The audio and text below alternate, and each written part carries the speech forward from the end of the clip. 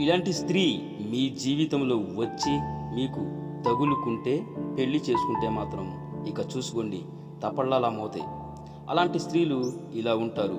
అత్యాశ మరియు దురాశ కలిగి ఎక్కువ కోరికలతో స్త్రీ ఉండడం, నిత్యం అబద్ధాలు చెబుతూ విసిగిస్తూ డబ్బుని దుబారా ఖర్చు పెడుతూ భర్త ఇంటికి రాగానే బుర్ర తినే భార్య, ఇప్పుడు దాకా ఏం పెత్తనాలు చేసి వస్తున్నారు అని నిలదీసే స్త్రీ, మూర్ఖత్వాన్ని కలిగి ఉన్న భార్య, ప్రతి దానికి కోపంగా ఉండడం, ఒక్క మాటతో పోయేదాన్ని పెద్దది చేయడం, ఇంట్లో సమస్యలు వచ్చినప్పుడు సహనాన్ని కోల్పోయే స్త్రీ, నేనే తెలివిగల వ్యక్తిని అని అతి తెలివి ఆలోచనలు చేయడం, భర్త మీద పెత్తనం చెలాయించడం, విపరీతమైన కోపాన్ని కలిగి ఉండటం, భర్త చెప్పిన మాటలను లెక్క చేయకుండా ఇలాంటి భార్యలు ఉంటే అలాంటి భార్యతో మీ జీవితం మొత్తం నరకమే.